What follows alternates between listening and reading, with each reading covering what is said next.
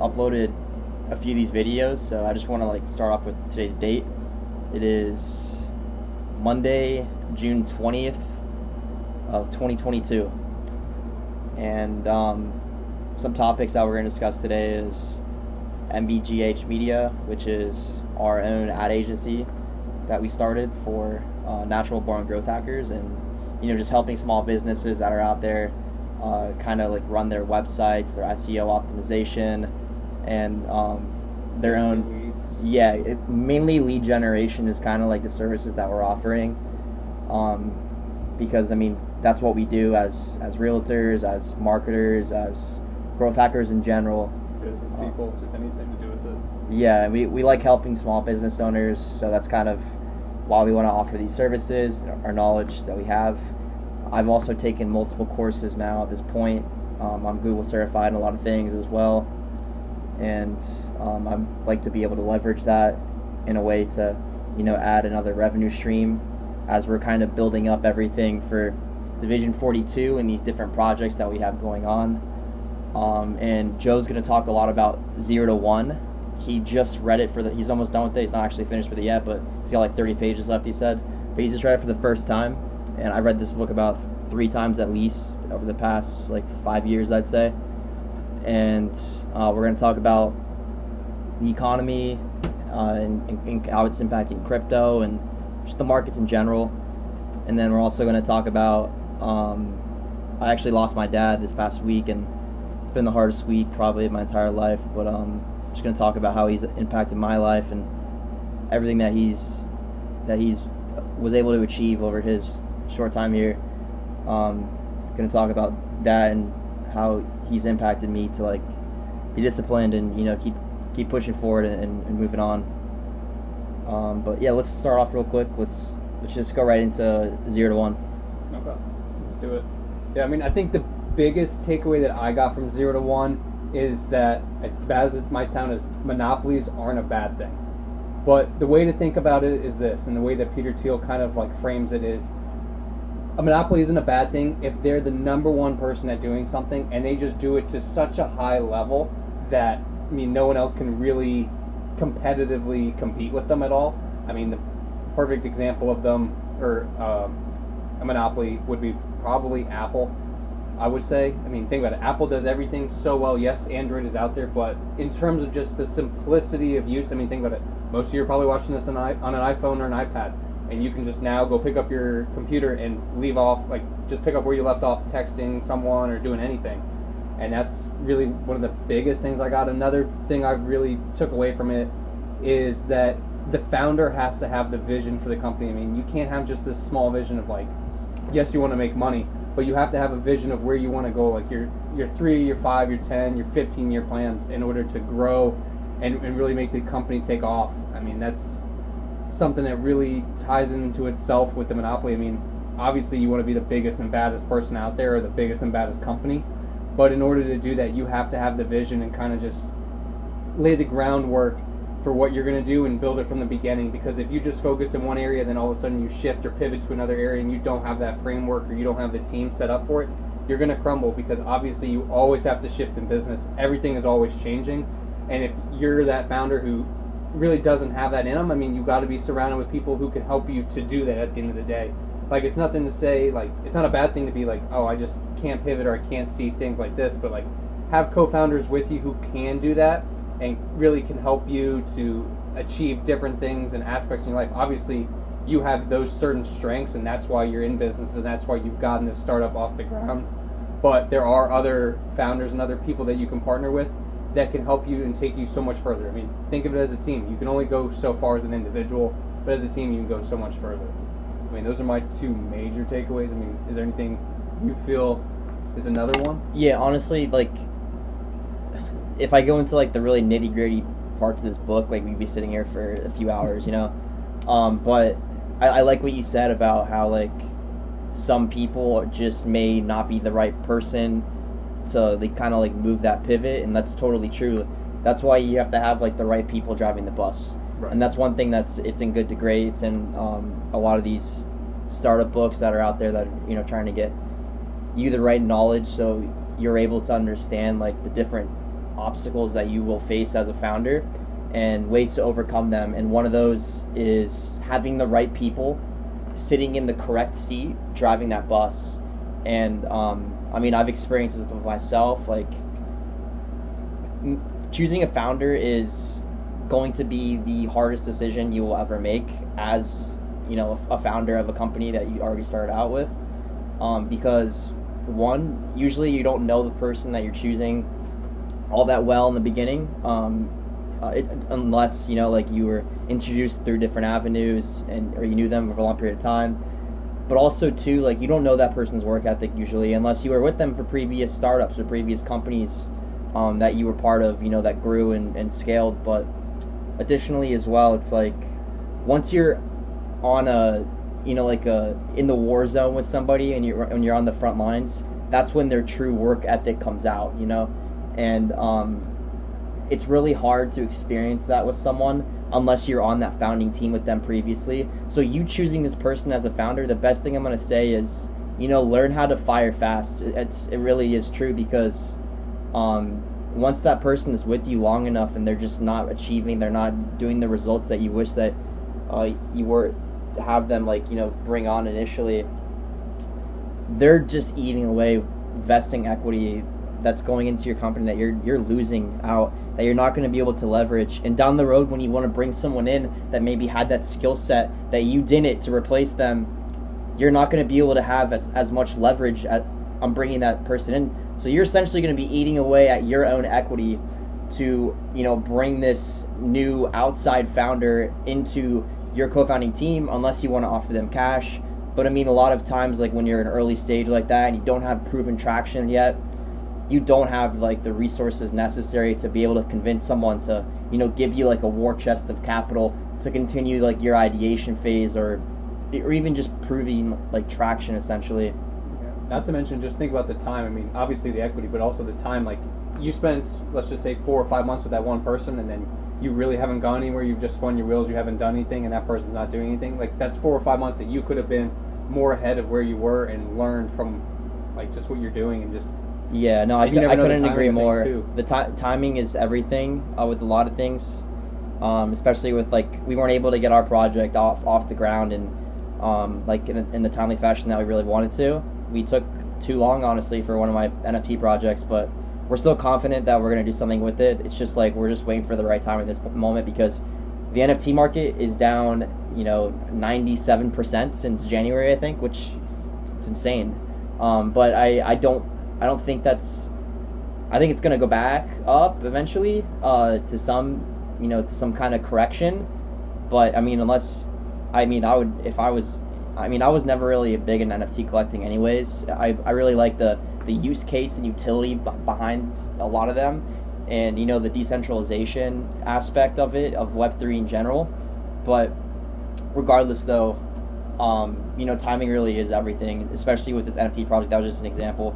But going back to, like, you know, Peter Thiel and 0 to 1, this book really has, like, you know, helped me as a founder just understand, you know, the different strengths that you need to, like, acquire over your time as a founder. And, you know, I'm 26 years old. Joe just turned 25 recently. Obviously, like, we don't have that much experience that a lot of these other entrepreneurs had.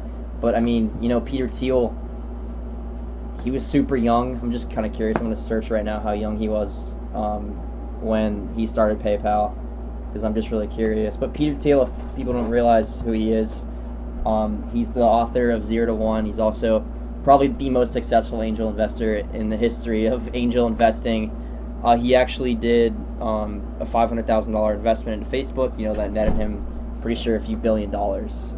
But regardless, I'm just kind of curious to see the age that he was when he started PayPal. I want to say he was in his early 20s. Yeah, and then I think their exit wasn't until later than that. But I mean, Elon Musk, you know, they kind of combined forces, and right before the .com bubble, well, actually during it, and they had like a, you know, it's called the PayPal Mafia, this massive group of people. You know, Reid Hoffman, he started LinkedIn. You know, the founders of YouTube, they all, like, combined forces and, you know, collaborated to create this juggernaut of a one of the first companies that really tackled the use of, sending money through the internet, essentially. But let's search it real quick.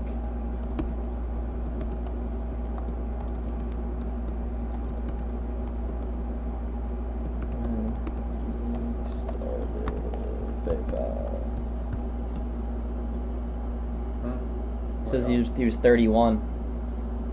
Oh, he's only his birthday's the day after mine. Interesting. So he's a Libra. makes a lot of sense, I guess.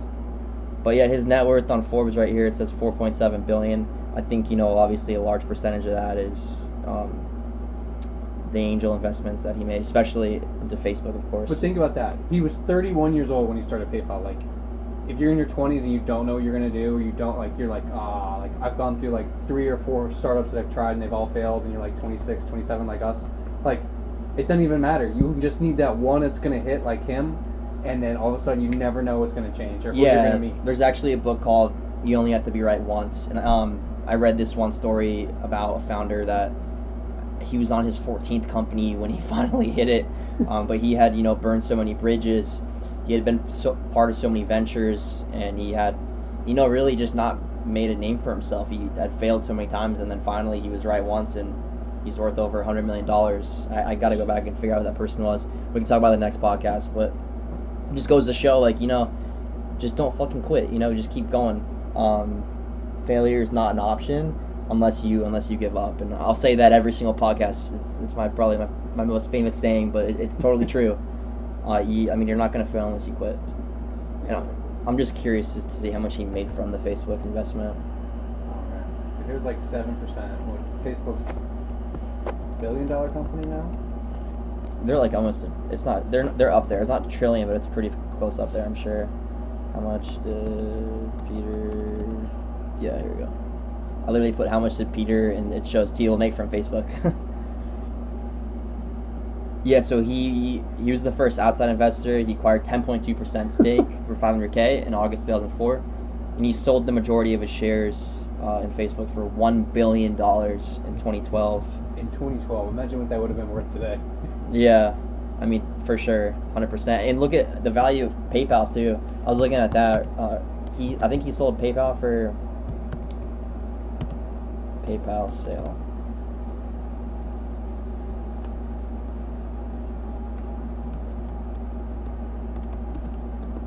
I know Elon Musk made the most off of that. Wasn't he the original person? He was the head on it? So Peter Thiel was the founder of PayPal, and Elon Musk was the founder of the other company that merged with PayPal. Okay. How much did Peter Thiel get from PayPal? Yeah, so eBay acquired PayPal for $1.5 billion. Billion? Yeah. The transaction made Thiel a multimillionaire, and that's what just talks about his angel investments and his hedge fund. But PayPal right now is... PayPal's huge now, and they've even gotten into crypto. Yeah, PayPal is...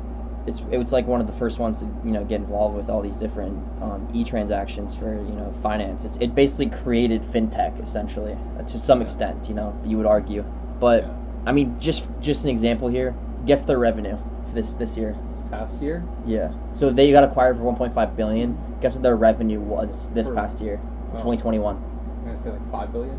$25 billion. So they're probably if you would have kept PayPal, buddy, you'd probably be worth a lot more than $4.7 billion. Yeah, but think about it. If you get acquired by eBay, no, 100%. You're set for life. You don't need to lift a finger, but God, $25 billion in revenue. Yeah, that's insane. Their subsidiaries are Venmo, Exum Corporation, Honey, Braintree. There's so many of them.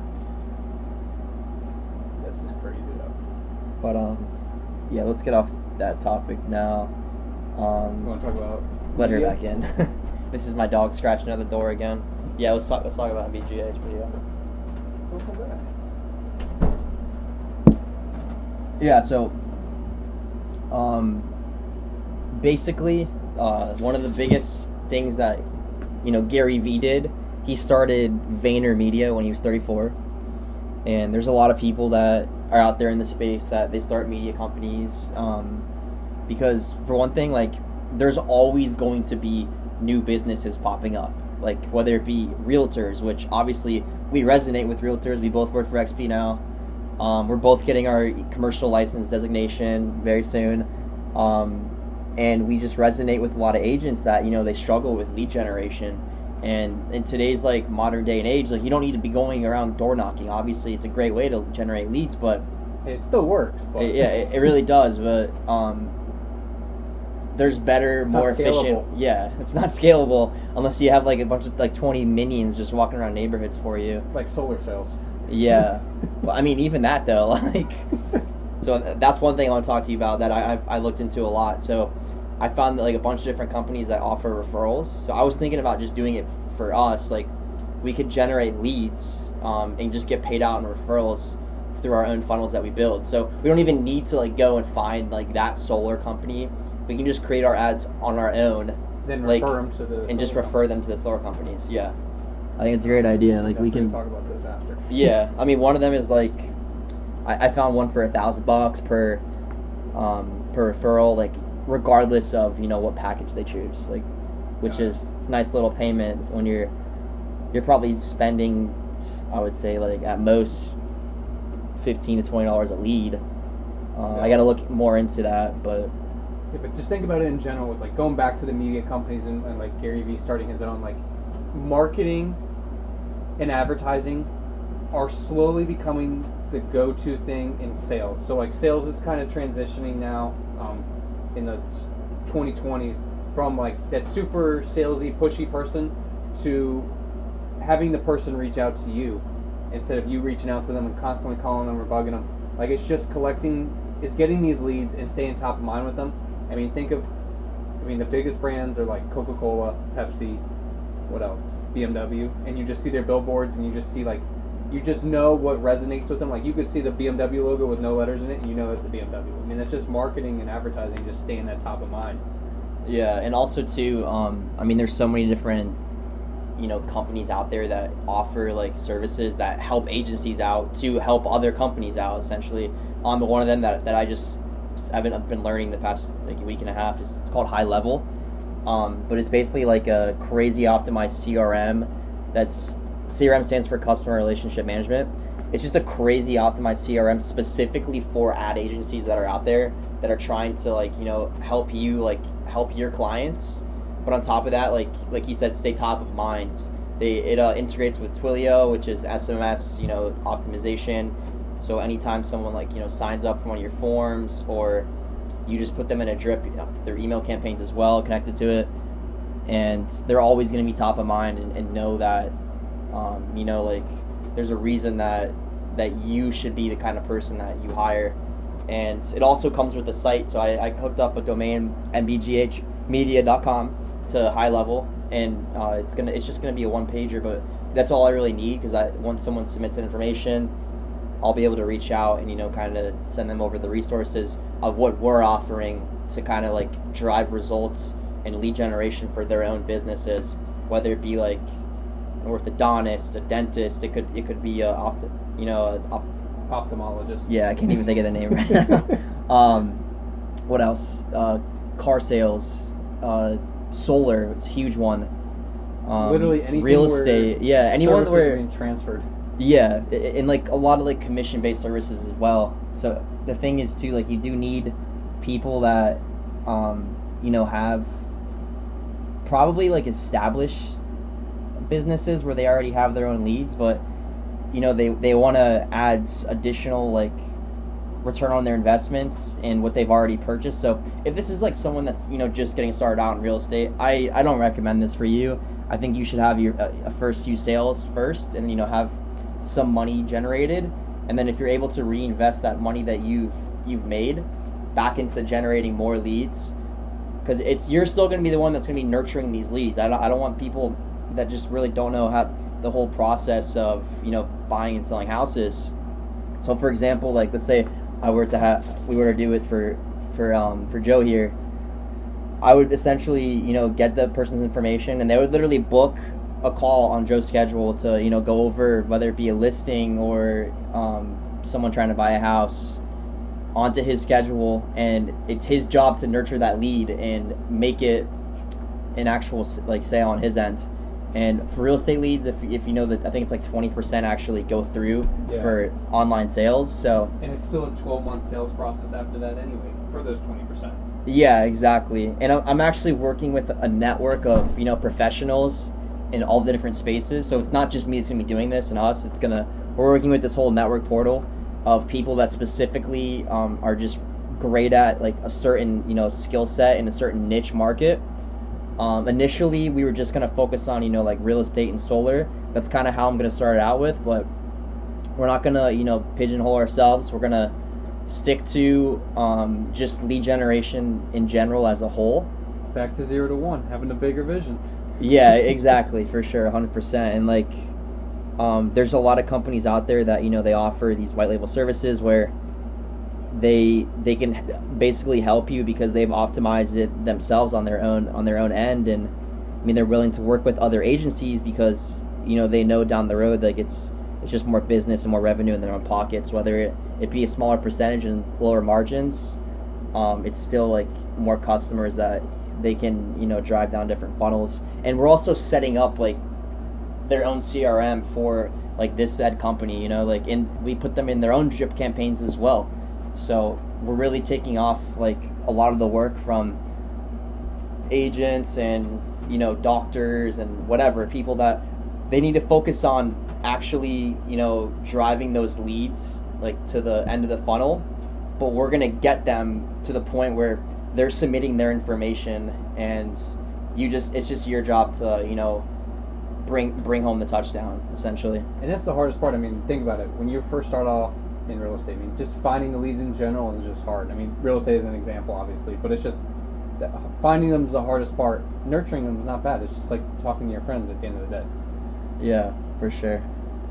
But yeah, I'm gonna talk about my dad now. He unexpectedly passed away on Tuesday morning. He went into cardiac arrest, and we think he had a heart attack. We're not sure. He was dehydrated from tennis that morning. And apparently dehydration, really impacts like the blood flow and circulation in your body. I did a lot of research myself because, I was looking for answers, and I may like seem like desensitized, but I'm not at all. I've spent this whole week bawling my eyes out, and I don't have any more tears to give right now, and I'm the one that's been like writing the eulogy. My mom wrote the obituary, and I just want to give kudos to my dad. And I mean, I miss him already. He's the one that like instilled me to become an entrepreneur. He got his MBA right before I was born, and he used to always brag about that. I got my MBA, and I don't even think MBAs are worth shit. Sorry, Dad. But I mean, I think a business owner, anyone that's gonna start a business, they don't need an MBA. But regardless, though, I looked up to him. Everything he did, he came from nothing. He joined the military when he was 17 years old. He was on nuclear submarines for 7 years. I'm actually going to read his obituary here just because my mom did such a good job on it. And I'm just trying to stay strong for my little brother, my mom. And on Friday is his service, our mass, the funeral that we're having. And then we're going to have a celebration of life afterwards at the local restaurant that he used to love. But I'm gonna just read the obituary right here.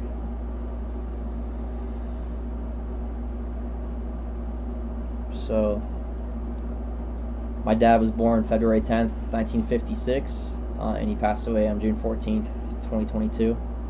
One thing I do know is he did not suffer.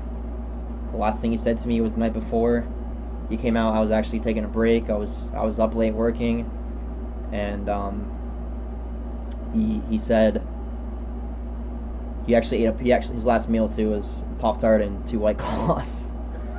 But he said, "Good night, son. I love you." That was the last thing he said to me. And this is the obituary that my mom wrote. Retired Navy Commander Ron Francis Coll died unexpectedly in Crow Springs, Florida on Tuesday, June 14th at the age of 66.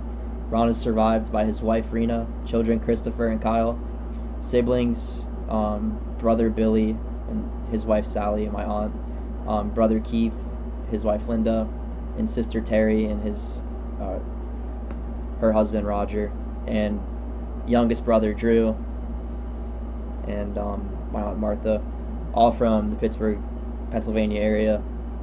He's also survived by his sister-in-law Kathy from Coral Springs, Florida, and my uncle Phil, and numerous nieces and nephews that love their Uncle Ronnie. He's preceded in death by his father and mother William and Joan Coll from Verona, Pennsylvania, and his younger sister Bridget of Penn Hills. And it's actually funny, my aunt passed away when she was 38, but that was my dad's probably closest sibling, or one of his closest, other than Drew and Keith, I would say. But they both had red hair, and they're the only ones that had red hair in the family, and they're the first two to pass away out of the six of them. I guess it's not funny, but it's just ironic. Ron was born on February 10, 1956 in Pittsburgh, Pennsylvania, to William and Joan Coll. Ron enlisted in the Navy at the age of 18 and served 6 patrols on nuclear submarines as a fire control technician, ballistic missiles. After serving 7 years in the Navy, he went to Penn State University on the GI Bill and graduated with a degree in business management. He rejoined the Navy after graduating Officer Candidate School, OCS, and became a Navy intelligence officer. Ron served many years in the U.S. Navy active duty before moving to the Navy Reserves. While in the Navy Reserves, Ron was employed by Baxter Healthcare in both a management and later sales position. While Ron was working for Baxter, he met a clinical pharmacist in the microbiology lab at University Hospital. Ron married that pharmacist in October of 1993, and that was the beginning of the Ron and Rena love story. In 1994, he graduated from Nova Southeastern University with an MBA. After completing his MBA, he went back into healthcare sales with Spectral Laboratories, but remained in the Navy Reserves. Ron was serving in the Navy Reserves during the attacks on September 11, 2001, and he was activated and deployed to Afghanistan in support of Operation Enduring Freedom. He went on to serve 2 more tours in Afghanistan and multiple years in both the Navy and in a civilian position with the Defense Intelligence Agency, which is the DIA. Ron retired from the U.S. Navy as a commander, and he served DIA from December 2007 until September 2017 at South Command in Miami and in Washington, D.C. He received multiple honors and awards for his leadership, teamwork, and his unfaltering commitment to the Navy and intelligence community. Ron was gifted with the ability to make everyone in the room laugh. No matter how hard the day was, he had a way of lifting you up and putting a smile on your face. His spirit will be missed by all that knew him, but mostly by his wife, children, and brothers and sister. Ron loved to play tennis with all his friends from the Coral Springs Tennis Center. He was very passionate about his game and sometimes could be seen throwing a racket when his serve did not go as planned. Ron loved walking on the beach and watching the sunset with his wife Rena. Ron was very proud of his sons, and he told everyone he met that they both graduated from St. Thomas Aquinas High School in Fort Lauderdale. Ron loved watching football and cheering the Penn State Nittany Lions and the Florida State Seminoles on Saturday, and the Miami Dolphins and Pittsburgh Steelers on Sunday. If you're reading this and it's after 5, I guess we have to do this too.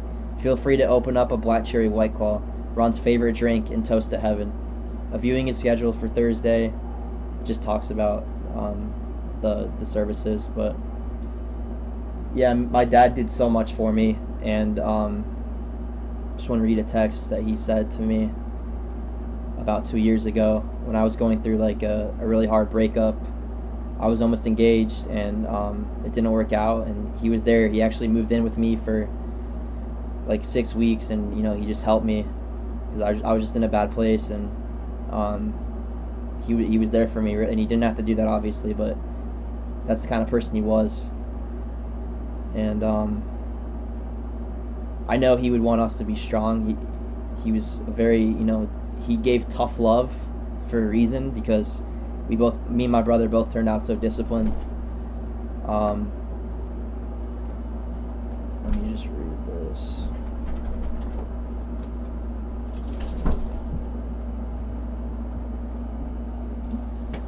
He said, "I love you, son. Remember these two things. 1, everything happens for a reason. And 2, time heals all wounds." He said, "Be strong and go to the gym every day. Love you." But, I mean, honestly, this is just going to impact me even more, I feel like, because, you know, it's just more reason to, you know, grind on and succeed for his own legacy and myself. And this has not been easy. It's been probably the hardest 6 days of my entire life, but I know that he's with me. I really feel his presence in everything that I'm doing, and you know, I'm ready to have the torch passed on to me, and you know, just be the best version of myself, because that's what I know that he needs me to do for my mom and my little brother, because they're struggling right now just as I am, but you know, they need like a light at the end of the tunnel, because this has not been easy. My dad was 66. My mom was supposed to retire with him next year, and I feel like he got robbed of a retirement. And so did my mom, essentially. But yeah. That's pretty much it. I just wanted to, you know, give some condolences to my dad, and you know, just talk about everything that he did, and put that out there, that I'm the reason that I'm even doing this podcast right now is because of him. But yeah, next week we'll talk about probably Division 42.